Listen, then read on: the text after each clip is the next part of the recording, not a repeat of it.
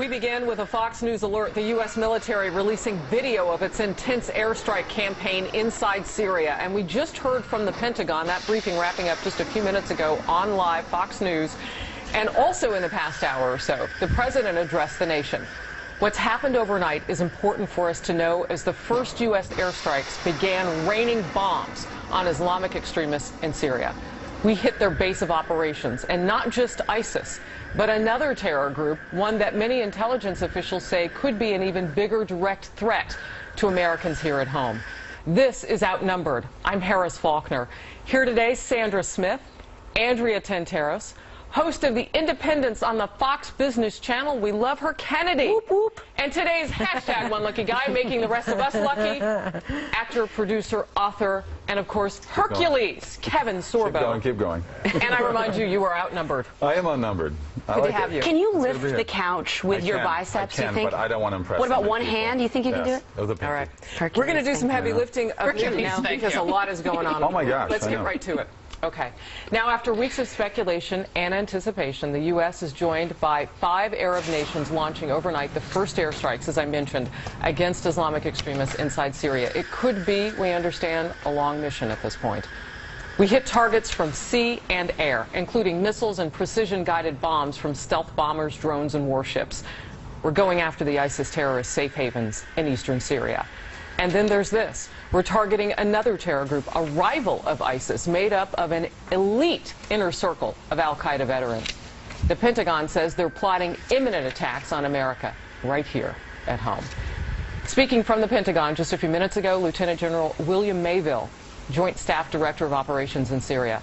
He was asked during the briefing if these airstrikes were just the beginning of a prolonged campaign. Here's what he said. As far as what targets and future operations, I'd like to not comment on what our next page, other than to say that you are seeing the beginnings of a sustained campaign, and strikes like this in the future can be expected. Chief National Security Correspondent Jennifer Griffin is live with the news for us today from the Pentagon. Jen? Harris, we just came out of that first on-the-record briefing by U.S. officials since the bombing began last night. Lieutenant General Bill Mayville, as you mentioned, is the Director of Operations for the Joint Staff here at the Pentagon. We're still assessing the effects of our strikes, but we've been watching this group closely for some time. We believe the Khorasan group was nearing the execution phase of an attack either in Europe or the homeland. We know that the Khorasan group has attempted to recruit Westerners to serve as operatives or to infiltrate back into their homelands.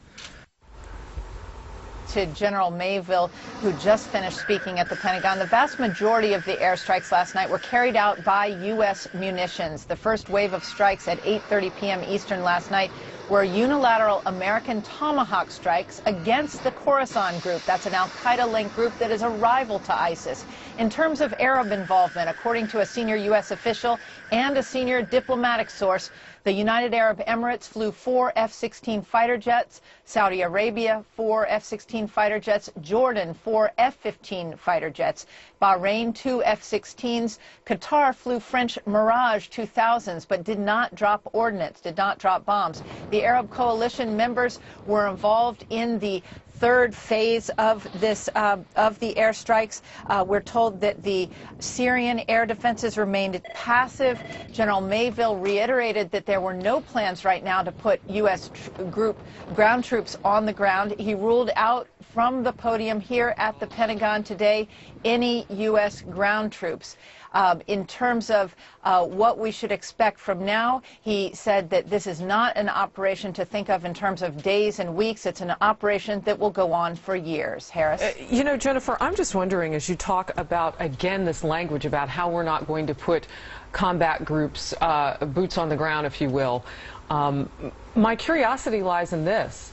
I understand now that we've hit them, they are running and getting pretty cozy with the civilians. Right? They're taking cover. That's going to make them harder to hit.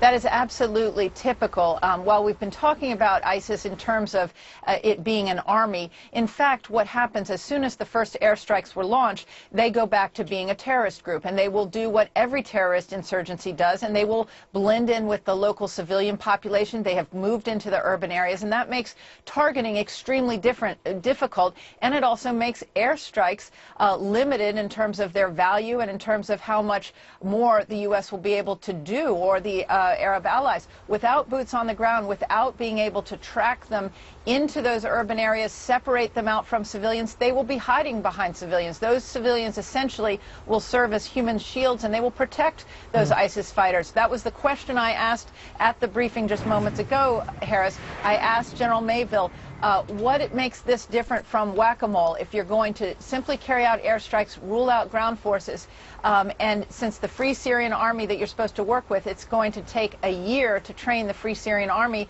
which is only going to be 5,000 strong once it's trained anyway. Jennifer, perhaps the biggest surprise in all of this is Sandra, by the way, was the ability for the U.S. to get these Arab nations on board. One looming question is, will Turkey be on board or get on board, knowing that ISIS still is holding about 50 Turks hostage?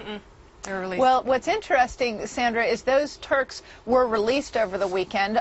It's not clear why they were released. The Turkish president, who's in New York for the General Assembly, the UN General Assembly, he indicated that no money had changed hands, but he did not rule out the fact that a prisoner exchange had occurred. So the Turks clearly were not involved in the beginning because of those hostages. Some of them were children of diplomats who were taken inside Iraq. They were released this weekend. Now the question is, are the Turks going to step up? They are a NATO member. The president was under a lot of pressure in New York at the Council on Foreign Relations last night. Well, and we should mention, too, Turkey also is being really overridden, if you will, by people who are taking refuge, as hundreds, or up to 100,000 of them have come across the border there, too. So it complicates matters there, too. Jennifer Griffin, we'll bring you back as news is made. We appreciate it. Thank you very much. So the big question today, are we, in fact, at war? The administration, as you know, has been sending some mixed messages about that regarding defeating ISIS. And just 2 weeks ago, the President and Secretary of State John Kerry repeatedly insisted our mission against the Islamic militants was not war, but a very significant counterterrorism operation. But when pressed on the Sunday shows, a few days later, we saw Secretary Kerry walk that back, saying we are at war with ISIS. Earlier today on Fox News, this from Pentagon spokesman Admiral John Kirby. We've actually been saying that for quite some time. In fact, I said that about a week or so ago. We are definitely at war with ISIL in the same way that we're at war with Al-Qaeda. All right, so we're all on the same page, Andrea. We're at war with ISIS. Have you told the White House that? Do they know? Have they gotten the memo? Look, Harris, we've always been at war. We've been at war with radical Islam for hundreds of years. I think the disconnect you see is the Department of Defense that has known about this threat for a long time, staying consistent. The CIA has known we're at war. The White House has resisted, we know, for political reasons. I'm delighted to see the airstrikes today. It is a bit of a surprise, but that's okay. They don't have to tell us everything that they're doing. But the question of boots on the ground, this could be a devastating air campaign. If we can get the Syrian army, not the Free Syrian Army, Assad's army, and the Kurds to move and eradicate ISIS and force them out.